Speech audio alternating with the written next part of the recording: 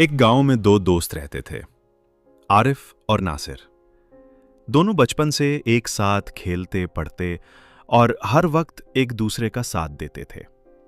उनकी दोस्ती की मिसाल पूरे गांव में दी जाती थी। नासिर एक गरीब किसान का बेटा था, जबकि आरिफ के वालिद एक अमीर जमींदार थे। उसके बावजूद दौलत का फर्क कभी उनकी दोस्ती के बीच ना आया। मौका की आजमाइश। वक्त गुजरता गया और दोनों जवान हो गए। एक दिन गांव में अचानक आंधी आई, फसलें तबाह हो गईं और कई घरों को नुकसान पहुंचा। नासिर का घर भी इस तूफान में गर गया और उसके पास रहने के लिए कुछ न रहा।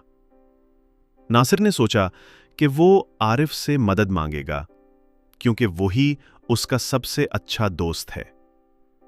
नासिर ने आरिफ के घर जाकर कहा, दोस्त, मेरे माँ बाप बेघर हो गए हैं।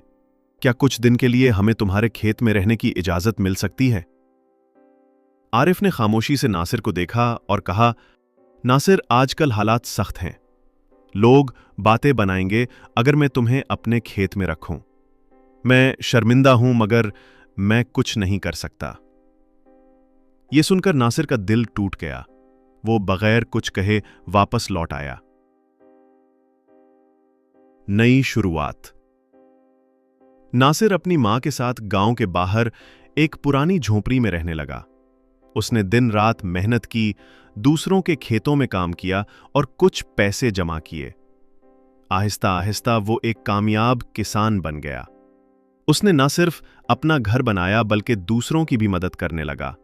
दूसरी तरफ आरिफ के खेत में बीमारी फैल गई और उसकी सारी फसलें तबाह हो गईं।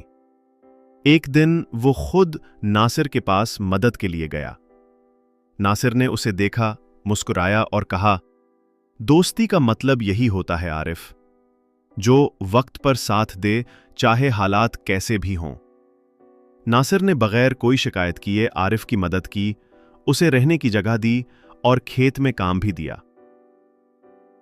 आरिफ ने नासिर के कदमों में बैठकर मुआफी मांगी और कहा, नासिर, आज मुझे दोस्ती का असल मतलब समझ आया। तुम सच्चे दोस्त हो।